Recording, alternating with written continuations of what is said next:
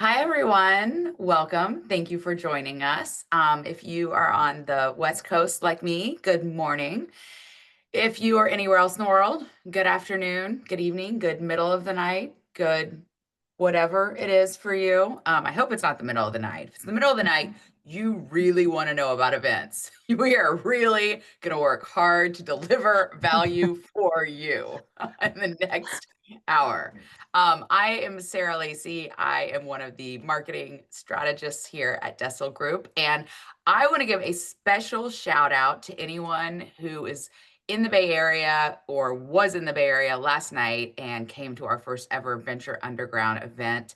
It was really fun. We're going to be having them monthly on probably roughly the first Thursday of every month. So if you find yourself in the Bay Area, if you have an excuse to come to the Bay Area, try to come around the first week of every month and try to make that event because it's really incredible and we had an incredible time. All right, our guest for this workshop is one of our favorite managers here at Dessel Group who's ever gone through VC Lab, and we've had about we've had about 1,000 graduates. So that's what I don't know, 2 or 3,000 companies that have gone through VC Lab. None other than Karen Sheffield. And Karen's superpower, among many superpowers, is what we are here to talk about today, which is throwing events. And we're going to talk about why throwing events is not just a great skill if you want to be someone's best friend, or say a mom, or say a maid of honor, or say someone who wants to be a wedding planner. But throwing events is a crucial skill if you are going to be raising a fund. This is something I never knew. I have only raised money as an entrepreneur, and I have never, in the process of raising tens of millions of dollars of capital, thrown an event. So I want to hear all about why this has become a crucial skill set. Before we get to that, I want to let people know we are literally starting cohort 19 of VC Lab right now. The doors have technically closed, but you know how like when like the door is like just like this and it's like there's like this much air, it's like I think people can still squeak through if you're really amazing. Like we've barely done, I think people are just starting their thesis work now. So if you're absolutely incredible, you can still go and sign up and get in. And it's like you want to get in because we've like the fourth quarter is going to be our biggest quarter for fundraising for our funds ever. We've really dialed in our tools. We've really dialed in like LP matching. We've got incredible funds in this cohort. It is a big time for fundraising right now for emerging managers. This is the cohort you want to be in. Okay, enough of that. Karen, we're gonna get into all of it. But first of all, explain why, like, how did fundraising used to be done, and why have events become a big part of it? Yeah, well, that's a great starter question. It's just really quick. So, for anyone who doesn't know who I am, I mean, Sarah did a great job introducing me, and I am a huge fan of VC Lab, and I was there at Venture Underground Party last night. I was part of Cohort 8 and VC Lab. I'm the founder and managing partner of Pachamama Ventures. We're an early stage based firm based in the Bay Area, and so yeah, I get to go to all the parties here too. That the Cell Group is now facilitating with Venture Underground, but also these webinars are great. So I think that's a great question. The evolution of how to fundraise and why are events back with a roar, and that's the key word. They're back with a roar, right? Like I think during the COVID pandemic, the joke is like you survive your marriage through COVID. Wow, like you figure something out there because it was really hard for everyone, right? Psychologically, just being stuck in a place, right? Like we all got really good at Zoom. Maybe not as great because we still have a hard time unmuting ourselves. But like I think I fundraised, I found a job, I was hired, and I was laid off all over Zoom during those 4 years. It's happened to many of you have probably stories like that. Fundraising took also a different turn around that time, right? So everything was done online. I know I've pitched LPs, and I know I've gotten LPs commitments.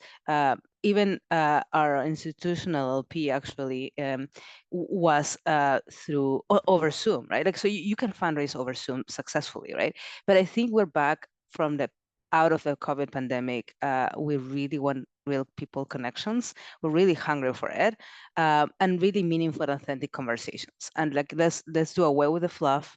Let's do away with anything that sounds like a script, or like it's just okay, I've heard this same pitch or this same conversation or this same kind of topic over and over again. What new and fresh thing do you have to add to the table?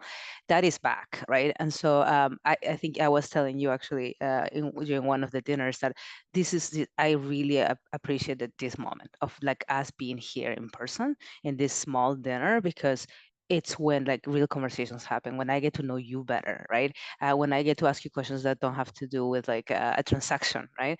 So I think that that's kind of like the evolution that has happened and continues to happen, right? I mean, yeah, So talk about what kind of events we're talking about here and the range of events. What are your favorite kind? What are yeah. maybe like your least favorite kind, but they still work? Yeah. So I would say, like, I mean, we throw a number of events depending on the target audience, right? And depending on the objective. But I would say I have three main different kinds of events. And I actually took a page of the book of Tessel, right? When as I was going through the program in VC Lab Cohort 8, I noticed Tessel does a lot of events, a lot. Like in one single week, you'll have like 4 or 5 webinars. Then you also have like an in-person event somewhere that you're co-hosting or hosting yourself. Like it was massive, right? Like there are some formats that are where like so only for LPs or only for founders or only for GPs or for everyone, right? Where you're inviting the whole, you showcase the whole stack represented on people on panel conversations and whatnot. So I literally emulated that. I said, this is working great for them and it's bringing them more people. So I should do something like this. Like, of course, I should do webinars if I want to reach to people all across the United States or even beyond, right? Of course, I should be doing a small format events and bigger events. And so the way I think Dessal actually even describes them is you have a bigger event, right? Like, which is your kind of like your thought leadership event.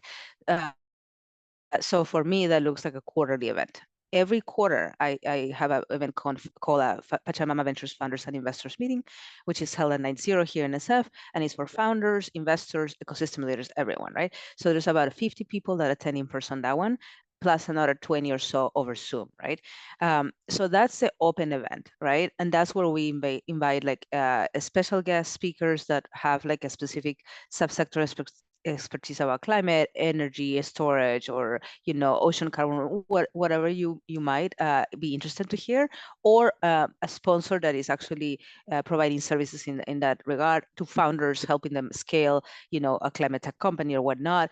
And then the second hour of that 2 hour event is say for 5 to 6 founders to pitch on stage, 5 minutes each. So that's kind of like a thought leadership event, right? Where you are the objective very clearly is to say, hey, if you want to find out what we're doing here, who we're investing in, what we're all about, and meet other people that are connected to Pachamama, this is the bigger event, right?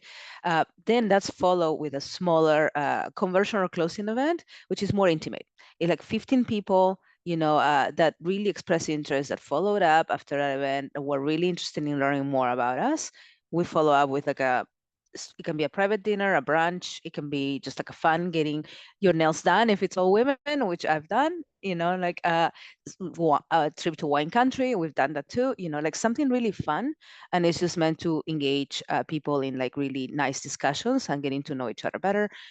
Those are really great, and those probably are the highest conversion in terms of like really high engagement, impact, and really partnerships. And then I mentioned the webinar. So those are the three types that I tend to throw.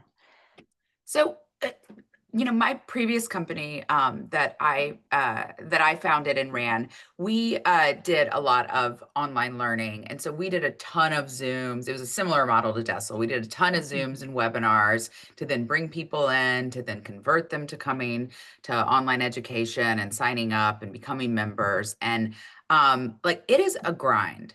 Like I'm not sure how like Domenica's behind the VC Lab logo here. I fully don't know how she does it. Like I've not Yeah. met her in person. She might actually be extremely sophisticated AI or like a humanoid robot because first of all, she's gorgeous. Second of all, she's always in a good mood. Third of all, she manages to flawlessly do 18,000 events a week. Like it really can be a grind to do, not just to do them, but like to continually like program and fill them. Like Mhm. I am stunned that we always have like hundreds to thousands of people here. Like, thank you Mhm. everyone for not making Yeah. me speak to an empty crowd right now. And but like, look, I mean, Dessel and like Founders Institute have like huge mailing lists. Like they've done a really good job. We add a lot of value. We've built them up over a long time. If you're just starting out with trying to start a fund now. Maybe you've worked inside a company, you just haven't been in a job where you've, been able to be a thought leader. Like, how do you Mhm. get 50 people at a quarterly event? Like, that sounds like a lot of, I'm sure people are looking at you like that sounds like a lot of people if you're just now building a fund. Yeah. I mean, I have to keep crediting VC Lab on the tools and everything because you mentioned AI actually in referring to the joke about Dominica, but like AI is actually super crucial now, right? Like, I mean, creating an event on it with using AI, it's like it takes like a minute or two. Like, so people are always shocked and they come up to me at events too, funny or maybe not funnily enough, but they're like, how are you throwing all these events? Like, I mean, I see you doing like probably by now, like, I don't know, 5 to 6, 7 events that I host or co-host in a month. How are you doing so much? It's like it literally takes you a minute to set up an event on like, a platform, an event platform of your choice. I mean, Desel Hub has its own events, right? Tool. A lot of the Desel partners know it and use it. We love it. I've organized my own AGM, which is coming up in December. With that, you can actually talk to the AI and say, hey, I want to create an event on this date in this location around a specific topic. It's supposed to be targeting LPs or GPs or founders or a mix of whatever, right? It comes up with copy too, like the whole invitation and everything. It just takes like a minute or two. It creates it, and then you already are connected with the hub tool with all the people that you would invite anyways naturally. So it's like it's nice because it's all self-contained, right? So like you have there in the CRM and everything, the access and the tools to your guests, to the agenda, the topic, everything. So I mean, really takes minutes. And in terms of like, I think one thing I want to talk about that is difficult is being a solo GP and starting out. You might have left a job, a full-time job, and now you're on your own in terms of expenses and whatnot. So that's another thing that comes up all the time. People assume that I pay for all these events. And they say, like, how are you paying for all of these? These are nice events. I mean, I saw pictures. It's like, yeah, no, I partner with sponsors, right? So, like sponsors are your great ally here. And the key with sponsors is you really need to work out a win-win situation with them. So you develop a relationship that is based on trust. It's just like anything with people, right? In business, it's all based on trust and people relationships. And then like really design an event that with you. It's not like you design the event with a sponsor in mind. You run with your event, but then there are sponsors or firms that are more willing or wanting to be in that room with you as well and get access to those attendees, right? So, for example, if it's a founder event, there's startup banking divisions at all these banks that really would care, right? I would imagine that they would want access to potentially new clients. And we've had several of them sponsor events with us come out and say, we want to continue partnering because we got 2 or 3 customer leads from this event already, right? Like in conversations during that event. I was like, oh, great, fantastic. I didn't even know that the founders necessarily were looking for a new bank. But I think it comes up to like AI tools really help you really get these in minutes versus thinking about too much about it. It shouldn't take that long to set up an event. And then finding a venue, like look around. I mean, you can learn mistakes from venues, as you know, like, you kind of have to test it out and figure out what works really best for what you want to accomplish. And then sponsors, right? Like just build that stack and continue the relationships. You're talking about doing intimate dinners. One thing that I did for I was a single mother, and one thing that I did with one of my first startups, this wasn't for fundraising, but it was for just like networking.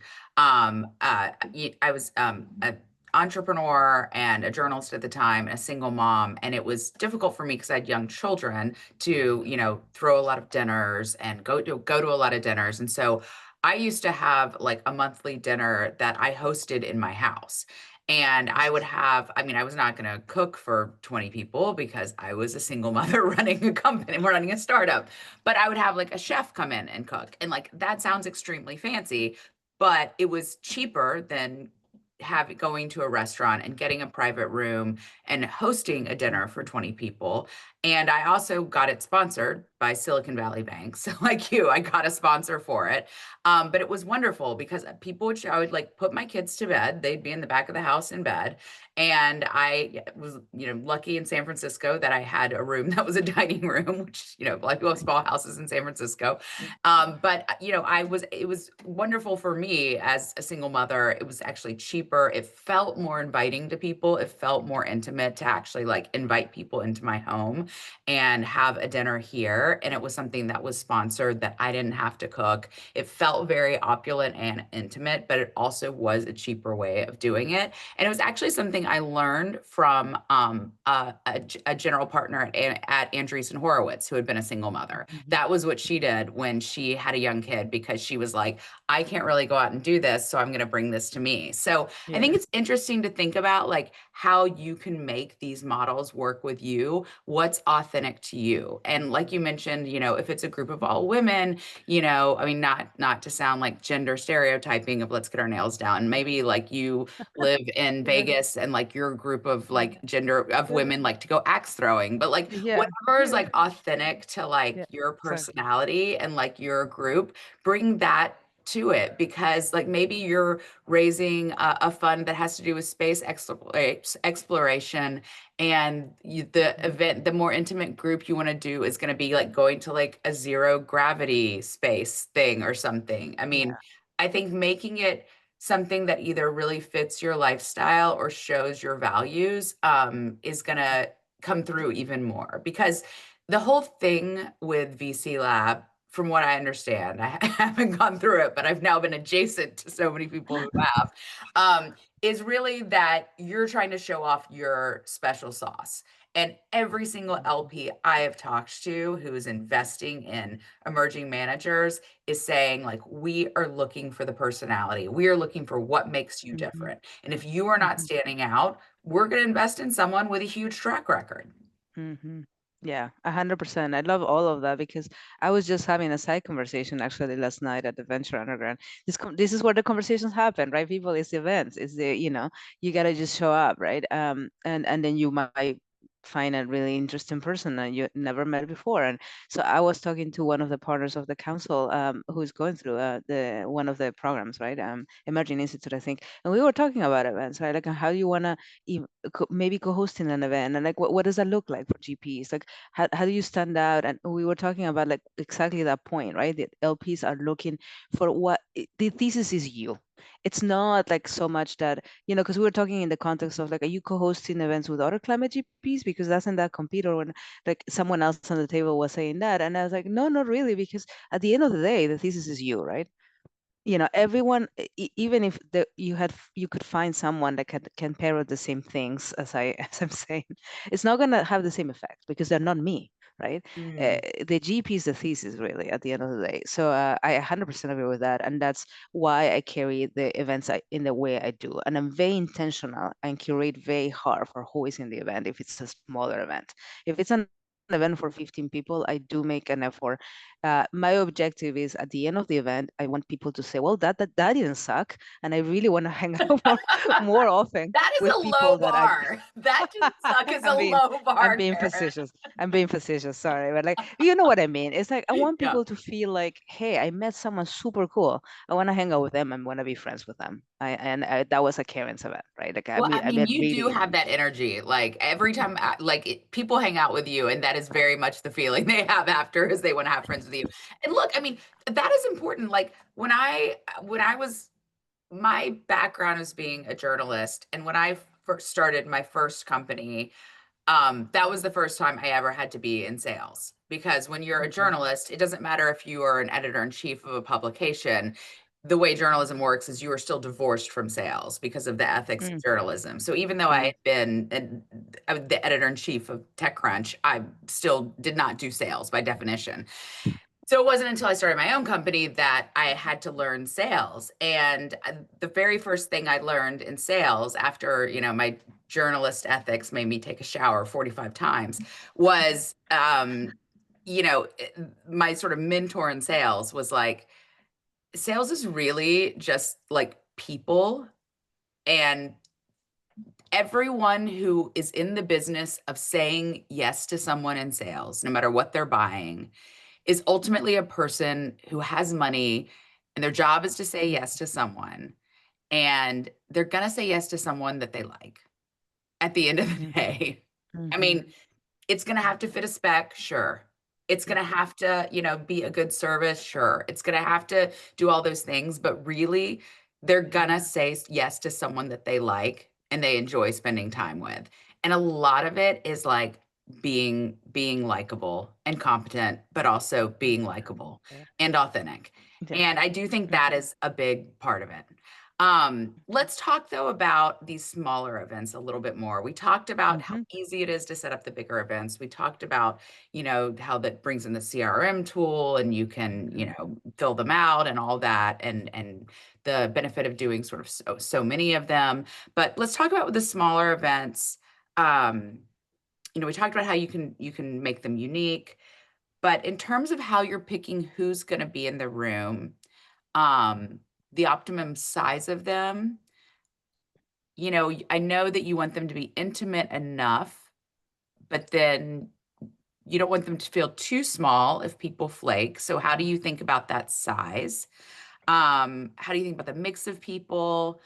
Um, how do you think about, how ready someone is to close, how much pressure you're putting on them, how much you're mm, making it feel like these are all delicate things because, at that yeah, point, that we everyone's been in the position of the pressure of fundraising. At that point, mhm, if you're going to wine country, that might be a more expensive event, that might be a yeah, slot, that might be you're getting close to it, you're investing time, that's mhm, a little bit more high pressure than a quarterly event where there's 50 people in the room. mhm, yeah. Yeah, love all the questions. Smaller format events are my favorite kind of event because it allows me to walk around the room and have intimate side conversations, right? Which is my favorite thing. I like depth, but that's my personal inclination. Like I'm terrible about talking about the weather. I will do that for like a minute and like because I have to. And I was like, can we just talk about like, what is really like your aspirations or whatever, I just go in that direction. So it's a natural inclination for me.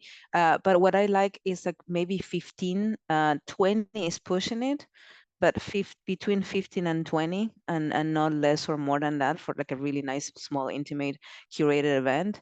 The format of the event can be a brunch, a dinner. Like I said, it can be in your nails done. It can be throwing acts, which I've done in Austin, Texas. It's really fun.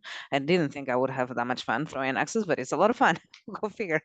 And just any activity that feels like it's proper or like around the it's convenient or whatever. I'm like maybe an hour if that away from wine country, so and then a friend and a potential LP offered that, right? Like hey, I have like a 4 wine passes for this winery. We should, you want to invite a few other of the female LPs? I was like, sure. I mean, like like she was inviting us, so like I created an event around that, and she was very gracious. But it can be organic, right? Like these opportunities arise all the time. In terms of the curating and the selecting, that's really the most important part when I send a small event. It's like I want at the end of the day for those people to have this natural chemistry with each other. It can be that we are all around the table around a specific common topic, or something has to bring us together, right? And it can not be just me, because then it seems very self-centered or just I don't know. I feel like there should be like a common theme or something, right? So when I went to New York for Climate Week the last 2 times, and then earlier in the year for International Women's Day, there was a book lunch and I was a part of it, so I had to go. Every time I did, gather people around the table, and it was maybe 15 of us. So the theme was like people that are working in climate regeneration, adaptation, from founders perspective all the way to like even I think there was a journalist actually at the table at that time too. Like, but what united us was our care for climate, and we were working actively on climate in some capacity. So these were not all necessarily people that were actively investing in it, but they were really caring for it. So, and then that's like one segue, right? Like that one thing brings us to the other, which is people that are actively working in a specific thing. It can be space, it can be climate, it can be B2B SaaS, AI, whatever. Maybe they're not yet investors, but they would want to be, or they don't know yet that they could be, right? And so that's what those events are meant to do, is like connect us all, and then talk around the table candidly about like what are opportunities to invest in this space, what's out there, like can you put even if your conversations that might not seem like they are necessarily gonna go your way and necessarily you're gonna convert all those people to LPs. Still, it's a great connection to have, and a lot of them actually end up becoming, right, like, so Like, when do you get to the closing? How yeah, promotional do you get? Like, what, yeah, like, even like yeah, the bigger events, when do yeah, you get to promoting yourself? When do oh you yeah, bring that up? yeah, And then with the smaller events, yeah, like how do you do that? Is it a yeah, follow-up later? Is it yeah, a yeah, momentum there? Do you make sure yeah, at I've talked to some people that they always want to have at those smaller events some portfolio companies so that the oh yeah, LPs yeah, see that's some 100%. of what they're Yeah, investing in. Do you yeah, make sure you have some LPs who've already yeah, invested in you at the yeah, event? Like, yes. talk to us about how you The like tactical. money. Yeah. Yeah. So on the tactical side, for the bigger events, I promote them on my newsletter, which goes out quarterly. For LPC, it goes monthly. And then on LinkedIn. I think if people here have seen me on LinkedIn, then they know that I post a little bit often there. So I push that to those channels.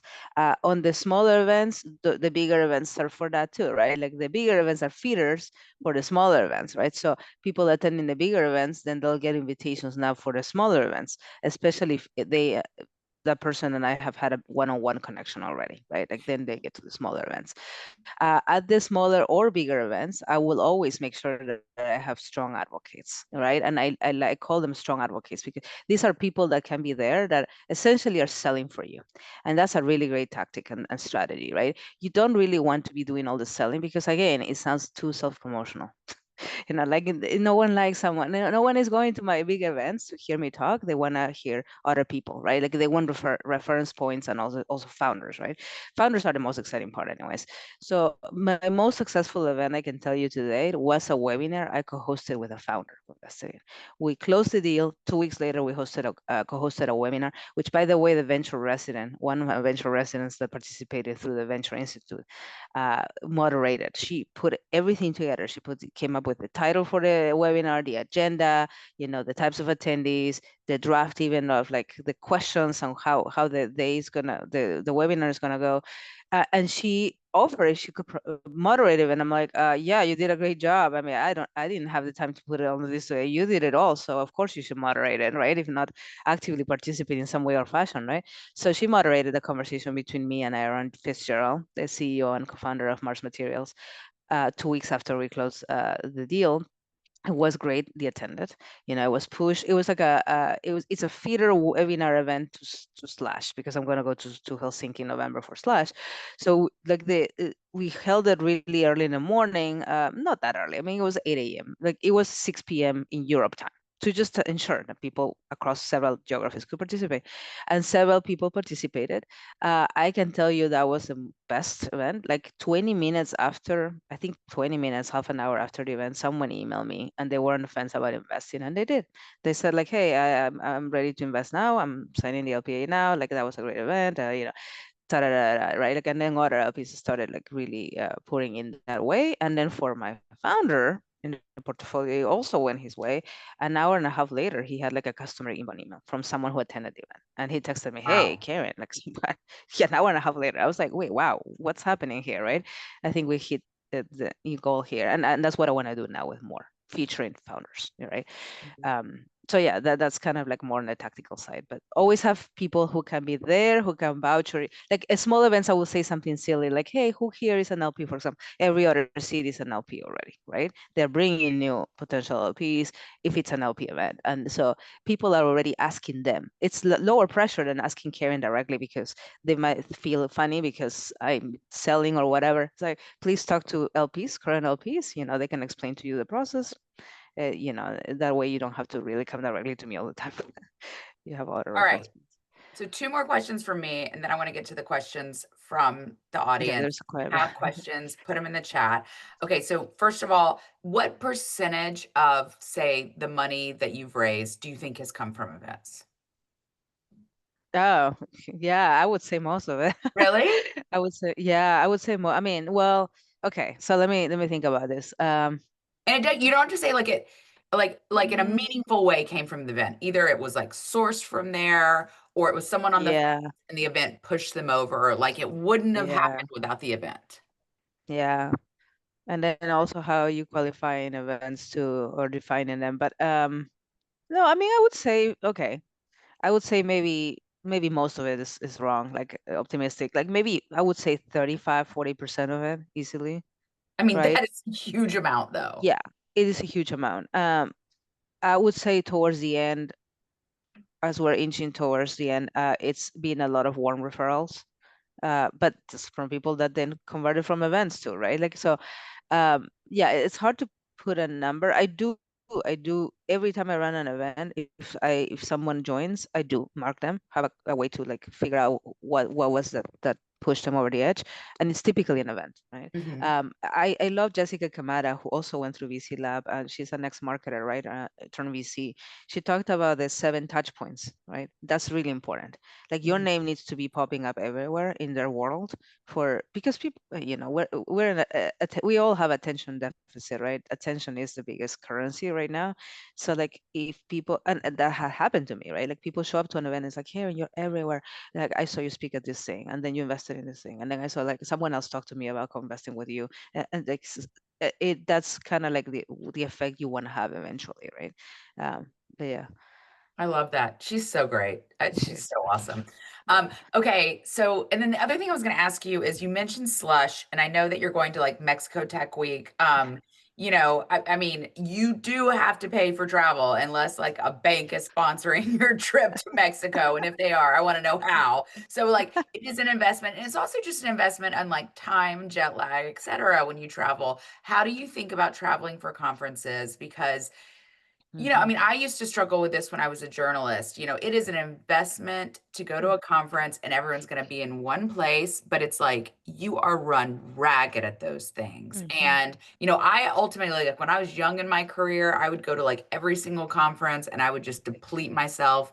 By the time I was, a couple decades in, I'd be like, there's three where I know I get maximum value. And if I go to those three big ones, I will hit Yeah. everyone in the industry and I'm only doing three. Like, how do you think about them? Do you do side vents? Are they worth Hmm. it? Are there certain Hmm. ones where they're worth it? Like, Hmm. talk to me about the big conferences. Yeah.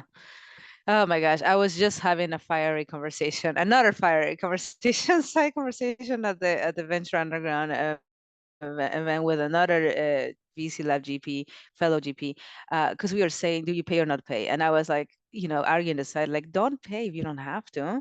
Like, don't This pay is if you why don't have to. It's everyone should go to Venture Underground because it's like these are the conversations last night of people like, wait, I don't have to pay. How do I not have to pay? Because those I know, conferences are expensive.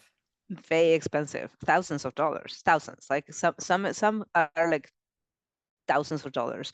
Forget about like something in Dubai, $10,000 out of I pocket, used to right run right off them. the bat. Like I was one of the people who created TechCrunch Disrupt. And we were like, how are people paying this? Great.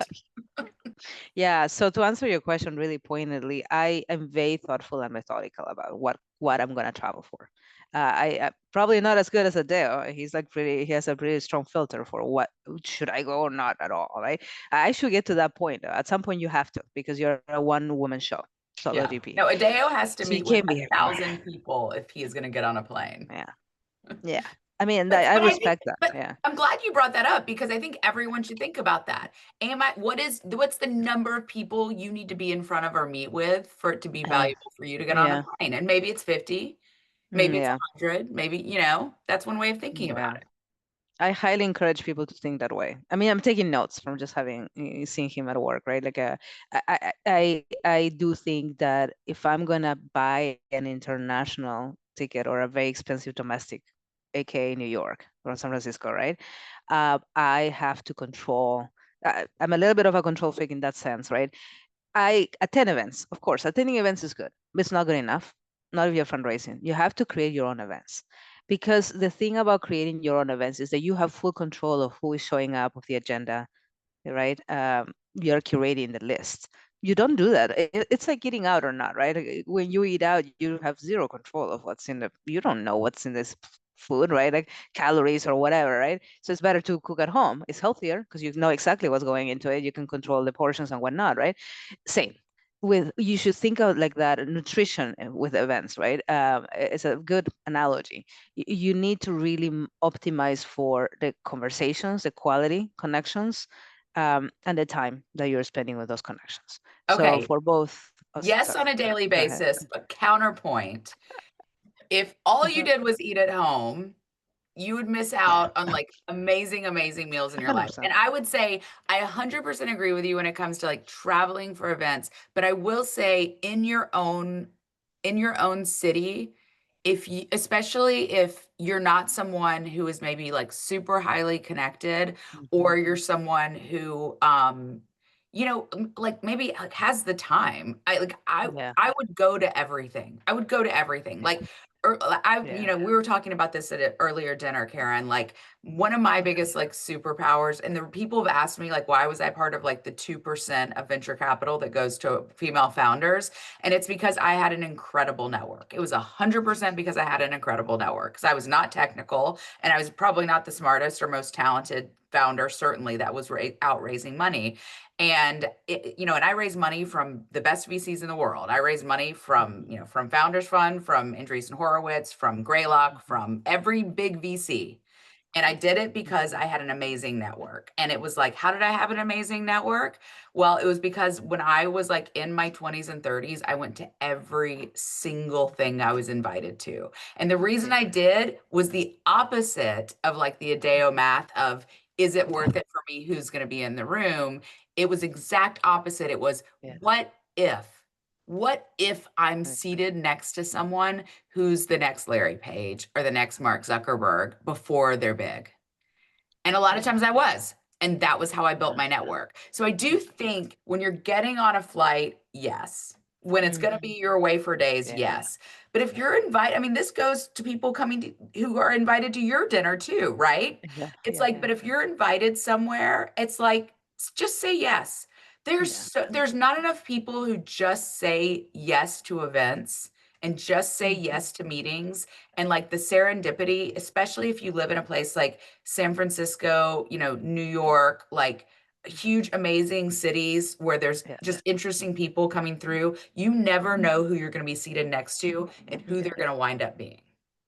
Yeah, no, 100%. And I think yeah, what I was gonna say, the reason why I'm going to Mexico City and both and Helsinki is I already pre-wired that people who is gonna be there. Like in fact for Helsinki, I wasn't gonna go to Helsinki, right? Like I'm like, I don't know, that sounds like a huge party. It just seems like it's just gonna be a number of people, maybe some laser parties. I don't know. Like just like it seems like I don't know, it's still gonna be worth it's a lot of money. That's a lot of money for me, right? So that's an investment. So, but I did meet someone through the LP Institute who match made with me, and she's based out of Helsinki. She's an LP in Helsinki. And after having a one-on-one conversation, she's like, "You absolutely have to come. Come to Slash." I'm like, "Okay, well, that's a nice suggestion." It's like, "No, no, no, you have to come to Slash." So because we are gonna be going through our process of starting this fund of funds, so blah blah blah. And like, if you come, we will introduce you to other LPs. Okay, well, that's different. Yeah. And If that's a I great way to go, do it. Like, know yeah, you've got one thing, and then yes. once you're there, like go to everything and run yourself ragged. I mean, Yeah. that's what I do. Same That's with Mexico City, right? Like if you, because to your point, I don't know anyone there. I don't even know the language there. So like I'm Mhm. gonna be completely lost. I'm not know who to talk to. But if you go and with someone's invitation, or someone is gonna indicate what events to go to or whatnot, that makes it easier, right? More Yeah, palatable. It makes it worth, in my opinion, the yeah. time and the money. All right, girl. I asked too many questions. We got to get through these questions quick. Okay, you ready? We're gonna race Yeah, through 'em. Okay, yeah. okay. Dilara, I hope I'm saying your name right, Dilara, asks, when we organize a physical event and we're still fundraising for our fund, how should we position ourselves on stage when we talk about our business? Specifically, what's the best way to highlight our fund's vision, traction, and community without directly saying that we're fundraising? And that is important for general Yeah, solicitation. yeah, super important. Yeah, listen, I think that if you know you're going to be at a public event and it's not like your own network, your 10 to 12, people that you know really well that you've talked to, if you haven't talked to these people before about the fund, then you cannot, right? You cannot say anything about a specific thesis. You cannot say you're fundraising anything. I think that it's okay to say you are the founder, general partner of the firm, where we're gonna feature in this series of events these entrepreneurs that are doing great breakthroughs in space, AI, whatever your thesis is, more generally speaking. But I think you have to be careful. You want to be essentially the bigger event is meant to position you as a thought leader. So talk about what you're an expert on, right? Like you chose to invest in a specific thesis because you're presumably an expert in it, and you have some industry Hopefully. experience and yeah, work experience in Got a that. bigger problem. So, Not. yeah, I mean, and if not, like, so what are the parallels, right? Like there's something there that meets the eye. But yeah, I will keep it very high level, and then the less you can say as the GP in those bigger events, the better. Believe it or not, I know it sounds counter intuitive, but if you shine the spotlight on founders, people love that. LPs love that, right? Every time I get a LP feedback from events, it's like, oh my gosh, they're great founders. Like people really want the access, and so if you can cut yourself as the middle person and provide that access, then people like that. Great. Okay, awesome. All right, Jesse asks, how did you go about approaching these banks for sponsorship of events? Yeah, so just the way you approach any other human being, forget that they're just representing a bank. Like, Forget I'm their trying to walking be like, checkbook. yeah, exactly. So yeah, you have to build a relationship, right? So the reality with banks is that they are a commodity. Okay, all the Yeah, services are the don't same. don't lead with that. No, no, but like so they know that and they know that, right? Like so they all offer very similar products, okay? So it's about the person at the end of the day, right? So if you're banking with someone, you'll know what the difference is made by the person. Do you have someone on the other side of the line if you need something from that bank, right? So they all try to really very purposefully build relationships with their clients because they know that that's how they can win. So they do the same with like if you are like a at a you're organizing an event for founders, and that's a win-win for them, right? So design the event in a way and position it to the sponsor in a way that it is a win-win, truly a win-win, right?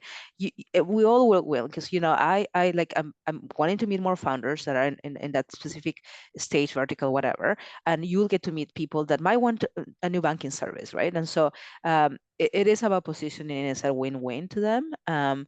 Coming very clearly with I actually have a template. So here's the event title description, here's the date, time, here's the number of attendees, mix of founders or whatnot, who the audience is, and this is the objective of the event, and this is the budget estimate. Because I already called restaurants and ahead of time to figure out what it would be likely the cost, all in. Try to do that math. It's hard, but like usually the restaurants can give you like all in with gratuity, tax, and everything. It would be blah, right? Like this is an estimate, and then you go from there. But you have to reach out really weeks in advance.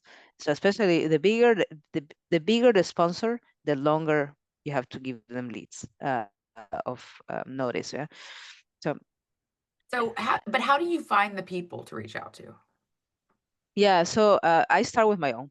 whoever does your bank, whoever does your accounting, whoever does your legal, just and your providers, right? You start with your service providers, and then you start expanding your network. To your point, when you attend other events, you get to meet all these sponsors, right? That are sponsoring other events. So, Mhm. come have a conversation, connect with them, be genuinely curious. Okay, so what does this platform do? Okay, like you help like with fund admin for other funds, or you do like a back office for founders, or you do like, just like there's so many. So That's a good yeah, idea, talking to sponsors at other people's events because no one ever yeah, wants to talk to the sponsors. they feel very special. I can tell you that much. Yeah. You're doing that person a favor because you're talking to their sponsor. Yeah. How much, what's the average amount a sponsor gives you? Yeah. Oh my gosh, it varies widely. I would say as a small fund, and for the kind of events I have, it has never been more than $3,500 for a nice intimate 15 people dinner, and that was a really fancy one. But uh, yeah, it's anything from it can very widely from, I think the cheapest was Yeah. $750 to all the way Yeah. to 3,500. Yeah, when I was doing my It's a big dinners, I range think he depending gave on who. me $2,000 a month. And like Mhm. that's a good amount of money Yeah, for like a 20-person dinner. And it's an amount of money someone can sign off on without having to go up the chain. Like yeah, that's what I like. Think about the amount of money that someone yeah, can sign off on without someone else saying yes. Like, don't get yeah, greedy. That's my advice. It's yeah, like you yeah. might be able to get more out of them, but think about what's an easy yes for that level of manager. Yeah, yeah. That's a great way. I mean, I think that is human relationships 101. Try to put yourself in the shoes of this other person. If you can cut through, like, just cut the steps for them, make it easier, help them help you, right? Like, so I think that that's a really great piece of advice. All right, last question from the audience, and then I have one final question. Let's see if we can get both done in six Yeah. minutes. Is it advisable to invite 50 minutes? Sorry, not 50 minutes. I'm thinking about time. 50 people and expect 15 to 20. What is the average? Oh, yeah. Yeah, that's a good question. So typically I model during non-busy like non-conference weeks. Like there is not a big week like SF Tech Week or something happening. Like non-weeks like that. Any other week, it's I model like about 65% attendance rate. And during those busy weeks where you're competing with every other event on earth, you're probably gonna see more like 45%. But that's me. Like I know now how many people to invite so that this many show up. But everyone is different, and it depends on like how often you've been doing this, how long. But that's about like how I. Yeah. Okay, sounds good. All right, my last question for you, because like even the world's biggest extrovert, which is maybe you, maybe me, I don't know, one of us. We're clearly both extroverts, but even the world's biggest extrovert can get like drained by events. What do you do to like recharge you when you've like had so many events a week and it's like 5:45 p.m. and you've got another event? Like, how do you hype yourself up? Do you have like a go-to song? Do you do jumping jacks? Do you have a matcha? Do you have a Red Bull? Do you have a glass of wine? Like, what Yeah. is your trick for like getting back in the zone? Yeah, and this is true for anything, not just exhaustion from events, but just anything. The roller coaster of being a founder of any kind. Mhm. I really go back to what makes me feel good, which is spending time with my cat and my husband on the couch. Let's like, talk about literally anything else that is not work. Maybe that will look like enjoying a really nice cup of tea or a coffee or a chai latte. I really like chai lattes. I shouldn't drink as many as I do. I don't really. They're calming and soothing. And then I walk in nature, like, I mean, that sounds like it's been a little while. I have to go back to that, but I mean, living in the Bay Area affords you that. It's a really nice thing to do, just go out and go for a walk in nature. But I really love that question because it's so important to really decompress. Like, for Mhm. example, today, this is an event. I consider this one of our events webinar. Mhm. Then I have another one tonight. It's a dinner for founders. It's going to be great fun, right? But in between, I have to recharge. So in between, very, very, very nicely. we managed to fit a massage that is not something that I scheduled, but always my good friends are always who push representation, female representation. They are hosting some of us that are like perfect. I haven't had a massage in years, probably. I do not know the Really. last massage I had. I cannot imagine a point in my life where I would think, I'm gonna go schedule and pay for a massage in the middle of the day. Thank you, Always. What a wonderful thing to do for you. I'll hook you up. I'll hook you up, Sarah. Yeah. No, Yeah. I'll tell you what I'm gonna do. The next time this is our third event this week, you and I. The next time we see each other, it's gonna be chai in Golden Gate Park. Oh my gosh. That sounds lovely. This Well, conversation has been lovely. it Yeah. has. It has. It is always effortless to talk to you, which is why you're so good at events. And, look, obviously, look, you've raised what, 35, 40% of your fund through events. Everyone should be doing events, whether it's your superpower or not, but it clearly is your superpower. Thank you so much for joining us to share your wisdom on this. And we've got to wrap a little bit early today because I know there's going to be an orientation session happening soon for cohort 19 folks, a lot of whom are here, and we want you to be able to go get your chai latte or run out in nature for 5 minutes or whatever it is you need to do to recharge between Zooms.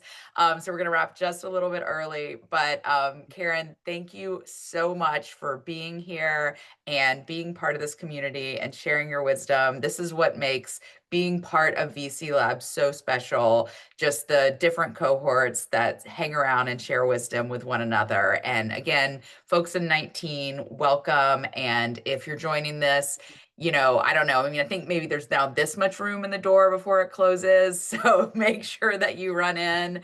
And anyone who's in the Bay Area, again, keep your eyes peeled for the next Venture Underground event. It was really, really magical. And I think we're going to have a very special guest speaker next month. It's going to be a lot of fun. Thanks, Karen. And we will see you at your next event, no doubt. Thank you, Sarah. Have a Bye, great one. everyone. Bye, everyone.